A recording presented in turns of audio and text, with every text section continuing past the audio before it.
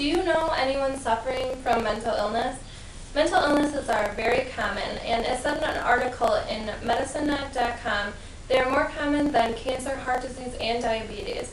And 25% of adults and 13% of children actually are diagnosed with a mental illness each year. I'll tell you today about the types of disorders, the causes, the signs and symptoms, and the treatments for the disorders. Anxiety disorders.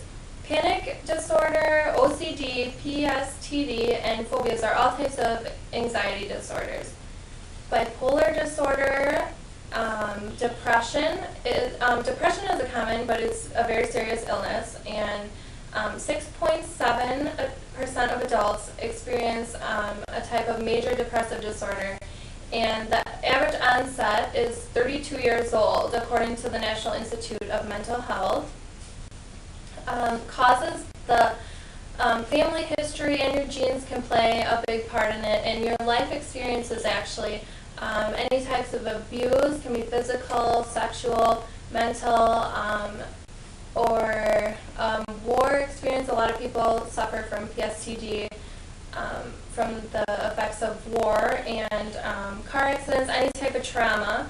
And according to an article I saw on Medline Plus, a mother's exposure to toxins and viruses while pregnant can actually can cause mental disorders.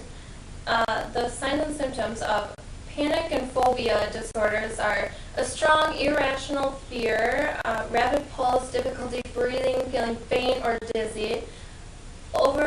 Obsessive compulsive disorder, according to the National OCD Foundation, the obsessions and compulsions include like checking and repeating things and that feeling of needing to be perfect. Post-traumatic stress disorder is you can re-experience the event, have flashbacks, nightmares, difficulty sleeping or concentrating, become easily startled, and you tend to avoid places that remind you of the trauma. Bipolar disorder, a clinical psychologist, Michael Aronson, states that it is a whole spectrum of mood changes in the bipolar disorder. A lot of people think that bipolar disorder is just mood swings, but it's really, you go from feeling completely normal, very productive, to unreasonable, irrational. Depression causes those sad, empty feelings of being worthless, hopelessness.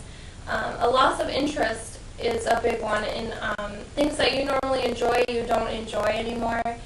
You have difficulty concentrating, and in severe cases of depression, you may have thoughts of suicide. The treatments for some of these disorders include medications. There's antidepressants, anti-anxiety medications, antipsychotic medications. Psychotherapy includes counseling. You learn how to cope and how to manage your disorder.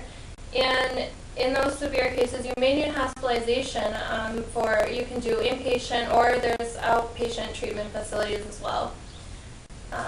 And mental illnesses are often difficult to understand, and people who don't have them, they are very hard to understand, and a lot of people think that they're all in your head, it's all mind, but they are actual disorders, and you need treatment, and you never know who may be suffering from the effects of a mental disorder, since the signs aren't always physical and you can't always see them.